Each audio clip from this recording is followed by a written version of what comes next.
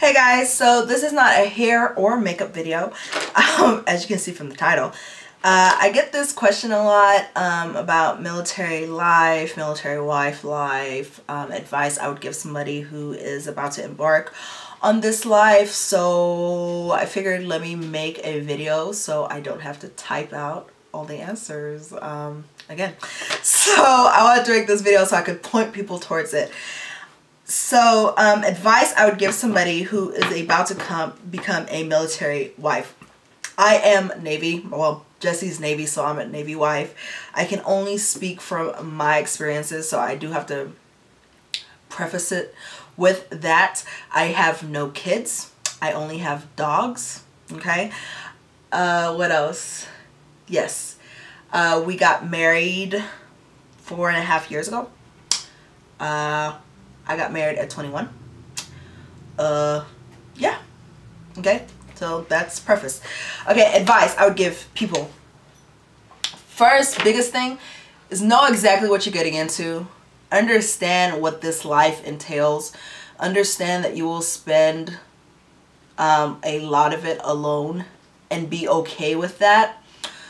Understand that the separation can put a stress on what is an already not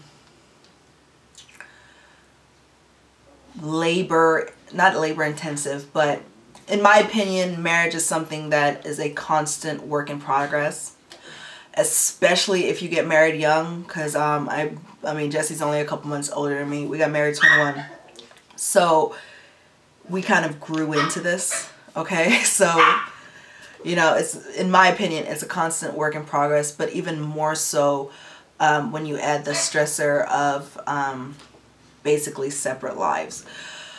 What else? Yeah, so understanding exactly what you're getting into. Like I had no idea honestly what I was getting into. I moved to Japan 2 weeks after I got there, just left for like 3 months. I'm here in a foreign country.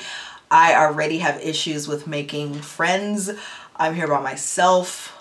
I'm like, oh my gosh, it's cold, it's wintertime. I'm like, oh my God. But yeah, understanding what you're getting into and being okay with that, you know. What else? Having a sense of who you are, right? I see a lot of chicks getting wrapped up in and identifying only as a wife.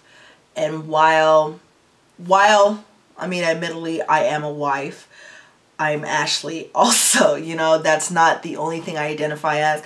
And I think when you become so wrapped up in that one aspect, that's a recipe for disaster, especially in this type of life where you're oftentimes not together as, you know, a unit. You know, one's over here and one's, you know, back home, you know, handling stuff at home. So having a good sense of who you are and being good with that and having your own hobbies, you know, not being so far up your spouse's ass that they cannot breathe, you know. What else? Being able to discern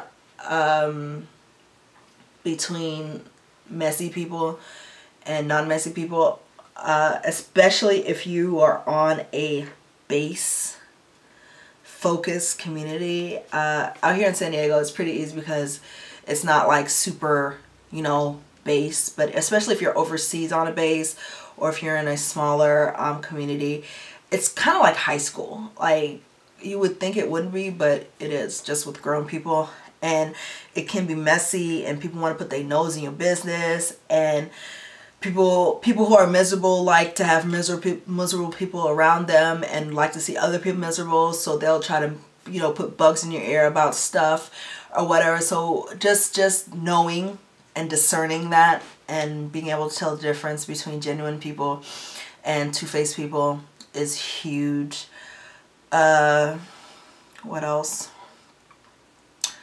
Being good with y'all's situation, because this life will exacerbate issues that you have, especially if you have trust, money issues, things like that. Like, this life, I mean, really does put an extra stressor on that. And I mean, shit like that has to be nipped in the butt, or else, you know, you're headed for disaster. So being good in y'all situation and knowing and being secure in what y'all got, to me is huge. And knowing that people, a lot of times, especially if you are in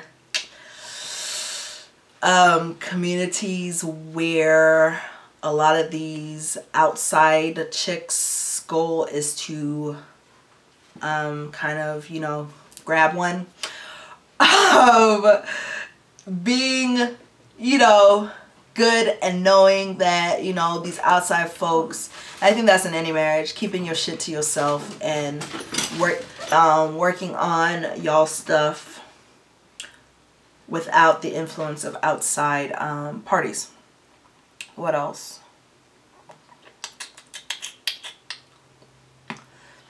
And keeping the line of communication open, because especially if they are deployed or something like that, and I can only speak for Navy, so they're deployed on a ship or something like that for a while, you know, not letting communication falter. My preferred mode of communication is email. Some people have to hear voices. I am not one of those people. So I'm good with, you know, email and understanding what the guys, girls go through on the ship, and being their cheerleader and being their support system, because you are their sense of normalcy, okay? Especially if they are at sea for months at a time, it can really get to them. And being that grounded, that makes sense, individual or whatever, even if you're a little off like me.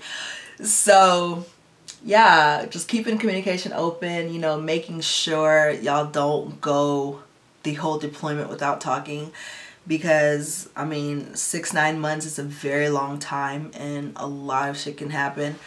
People can change drastically in that amount of time, and you don't want them to get back and y'all just be two different people. And I mean, that's, you know, that can be disastrous, you know. Knowing that there will be an adjustment period. I didn't know that there was going to be an adjustment period from when he left to when he came back. That was kind of weird. And we still have the adjustment period. It's so funny. Like, it gets to, like, especially when he's gone for a very, very long time, like when he was gone for the 6 months, beginning of this year, it gets to the point where he gets back and I'm like, oh my God, why do you have to breathe so loud? Stop breathing so loud. Shh. You know, so preparing yourself for that and being ready for that. And yeah, so how do I feel about this life? I accept it, because it's something that I have to do to be with the person I love. There's no sense in fighting it.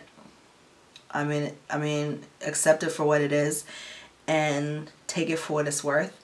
How I take it for what it's worth, I get to live in places that I wouldn't have lived otherwise. We're trying to go to Italy for our next duty station. I would never live in Italy. I would have never been to Japan. I would have never went to Thailand, because I would never be on that side of the world. When I went to Malaysia, you know, I wouldn't have gotten to do these things if it wasn't for the Navy. While I don't like not being with Jesse daily, while I don't like not actually getting to talk to him, interact with him every day, I understand that this is what he chose before he met me. So I understand that by me choosing to be with him, this is what I have to accept. So while this would not be my preferred way of living, It is my way of living, so I'm gonna live it up, you know? So, yeah, I think that's about it. So hopefully this answered the last question I got, and it will help, I don't know, somebody, I don't know. But yeah, so that's just my advice, only speaking from my experiences. Know what you're getting into and know who you are and keep who you are, and don't lose yourself in the Navy wife label. And yeah, and I personally think everything else will fall into place, you know. Communicate and all that crap and keep people out your shit, and everything else will fall into place. So Ninja, if you don't, get off me. So alright guys, I will talk to y'all later. Bye.